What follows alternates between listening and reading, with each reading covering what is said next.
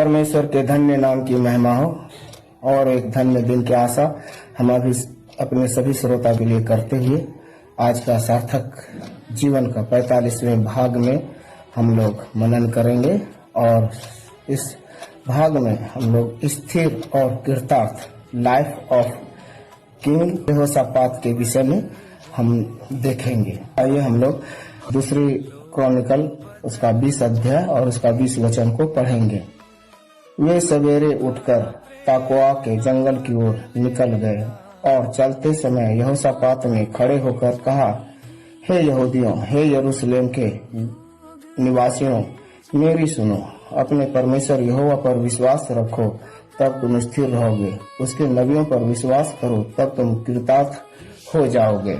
Early in the morning they arose and went out into the wilderness of Tekoa. As they went out, Jehoshaphat stood and said, Listen to me, Judah, and you inhabitants of Jerusalem. I trust in Jehovah your God, and you will be supported. Trust in his prophets and you will succeed.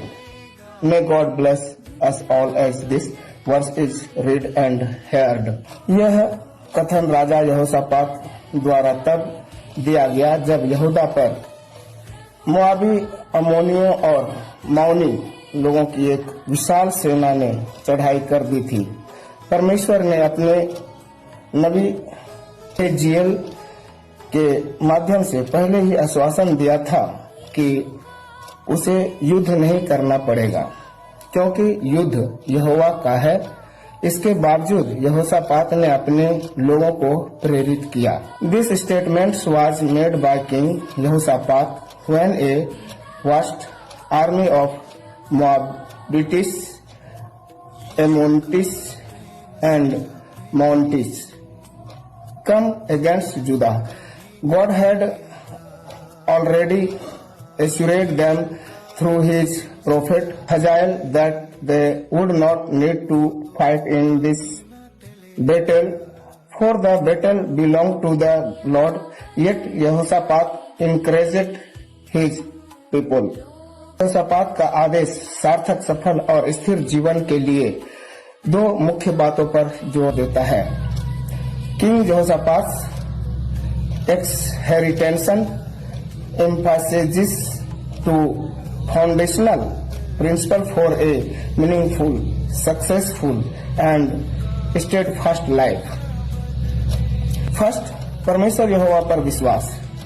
यहोशापात ने अपने लोगों को सबसे पहले परमेश्वर यहोवा पर विश्वास रखने को कहा, जिसका परिणाम यह बताया गया, तब तुम स्थिर रहोगे। Faith in the Lord God. Jehoshaphat first told his people to put their faith in the Lord God, and the result was declared.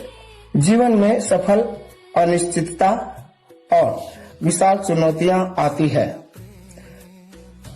परमेश्वर पर अटूट विश्वास रखने से मनुष्य को बाहरी परिस्थितियों से अप्रभावित एक स्थिर और सुदृढ़ आंतरिक आधार मिलता है।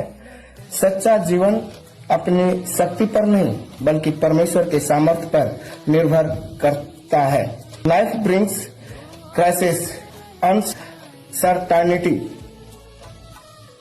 And great challenges. Unwavering faith in gods gives a person an inner strength that remains unaffected by external. A truly meaningful life depends on not on one's own strength but on the power of God. यहोशापात राजा ने खुद पहले उपवास और प्रार्थना के द्वारा परमेश्वर को खोजा। वर्ष 3-4 उसने अपनी आंखें अपनी समस्या के आकार पर नहीं, बल्कि परमेश्वर की शक्ति पर लगाई। वह विश्वास ही है जो हमारे जीवन को भयमुक्त और उद्देश्यपूर्ण बनाता है। The king Jehoshaphat himself should the Lord thought fasting and prayer verse 3 and 4. He fixed his eyes not on the magnitude of the problems but on the might of God. It was this faith that made his life fearless and purposeful. Second, परमेश्वर के नबियों पर प्रतीति करना। परमेश्वर के नबियों की प्रतीति, भरोसा या आज्ञाकारिता करना, जिसका परिणाम है तब तुम कृतार्थ हो जाओगे, यहोशापात ने बताया, अर्थात सफल या विजयी हो जाओगे, जिसका अर्थ यही है। The second foundation is trust abundance in gods prophets with promised result, so shall you prosper, meaning you will succeed और बी विक्टोरियस। परमेश्वर अपने सेवकों के माध्यम से मार्गदर्शन और निर्देश देता है। सार्थक जीवन केवल विश्वास में नहीं बल्कि परमेश्वर पर वचनों की आज्ञाकारिता में भी निहित है। परमेश्वर के मार्ग पर चलना ही सफलता और उन्नति की ओर ले जाता है। God provides guidance and instruction through his servant the prophet. A meaningful life is not only rooted in faith but also in obedience to the word of God. Walking in the way revealed by God lead to true success and progress. यहोशापात ने केवल नबी के संदेशों को सुना ही नहीं बल्कि उस पर विश्वास करके स्तुति करने वालों को सेना के आगे नियुक्त किया। वर्ष 21, यह कार्य मानव बुद्धि के विपरीत था, लेकिन यह नबी के संदेश पर पूर्ण प्रतीति को दर्शाता है।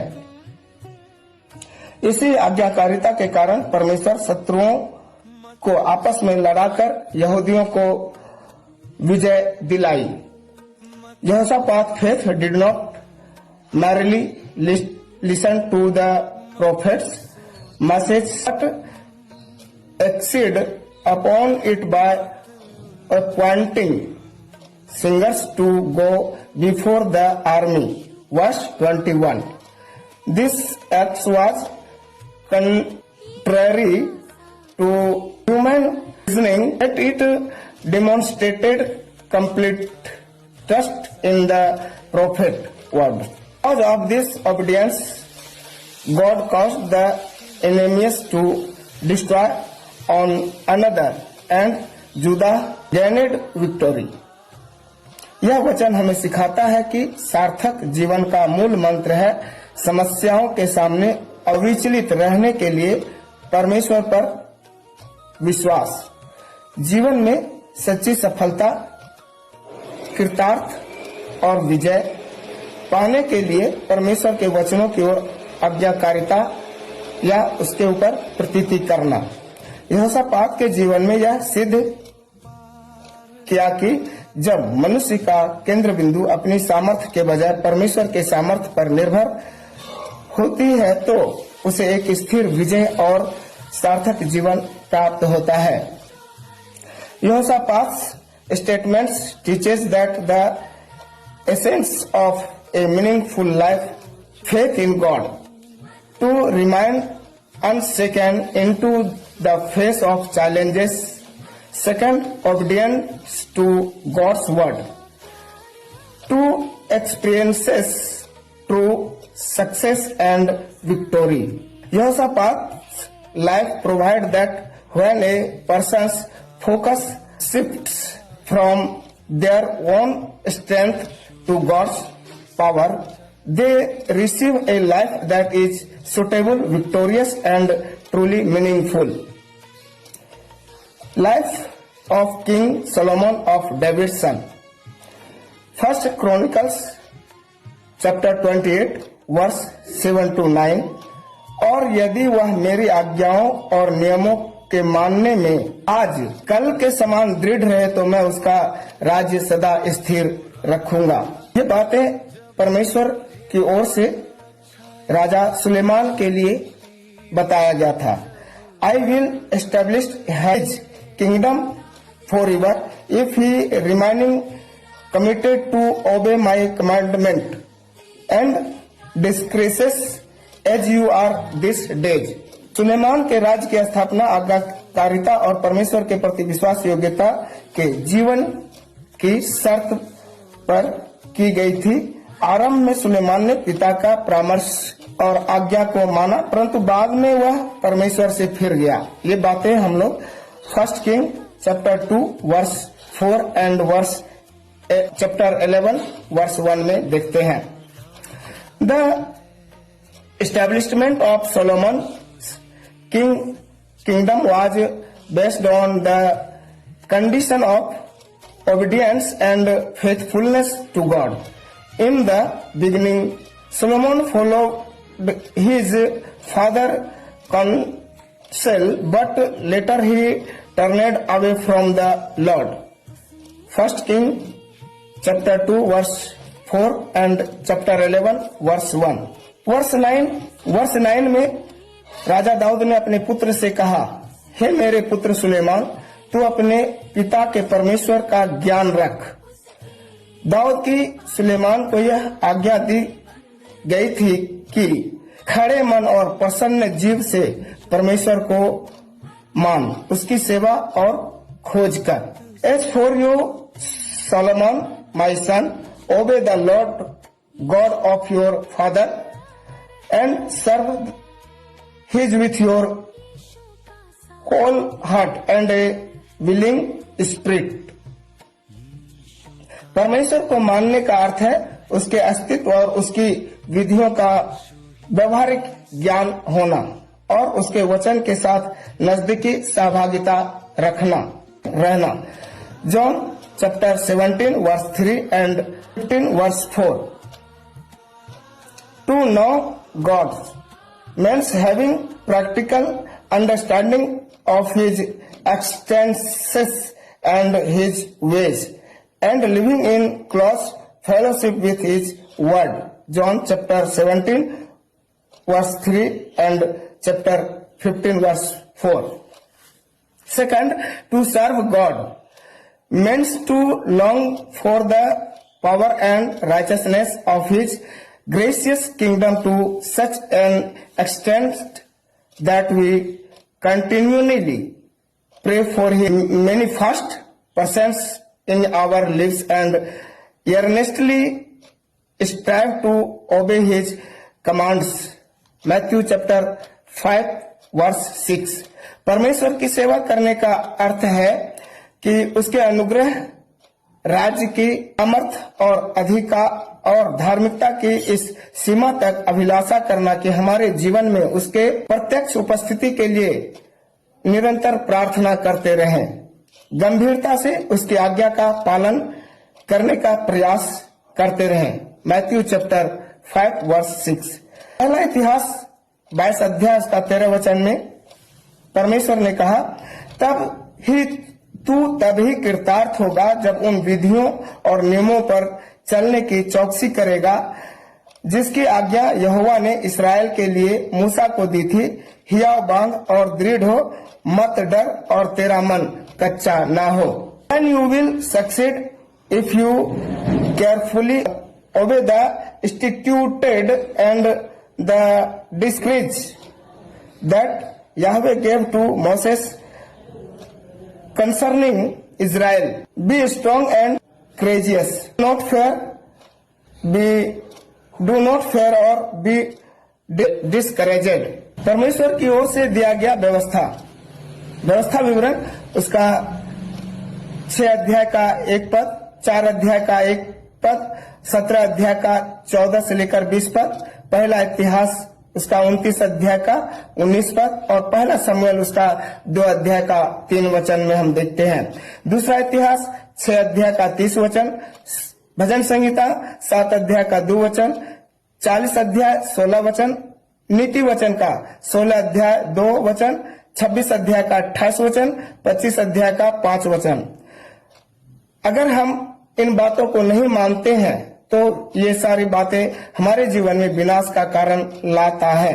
सेकंड, कृतार्थ और सफलता। दूसरा इतिहास उसका 14 अध्याय और 7 पद में हम देखते हैं और उसका 31 अध्याय का 21 पद में देखते हैं।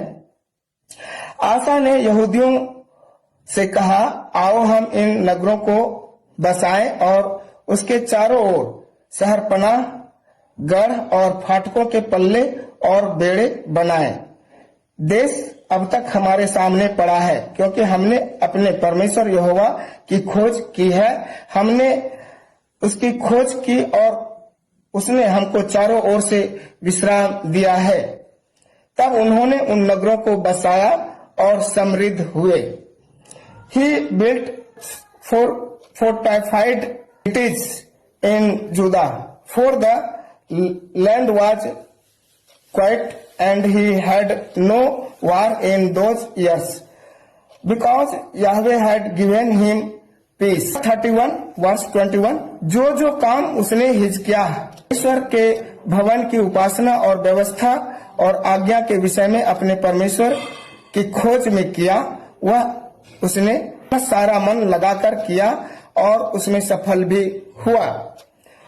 In every project that he began in the service of the house of God, the law and the commandments to seek his Lord God, he performed it with all his heart and he succeeded। सफलता। व्यवस्था विवरण 29 अध्याय उसका 9 वचन में लिखा है, इसलिए इस वाचा की बातों का पालन करो ताकि जो कुछ करो वह सफल हो। Therefore keep the words of this covenant so that you may prosper in everything you do। God may bless you all। Thank you so much for listening। God bless you all। Please follow my page and share to others। Until then, if today's words has touched you heart, please like, share and follow। Thank you। May God bless you all। Praise the Lord। जय मसीह।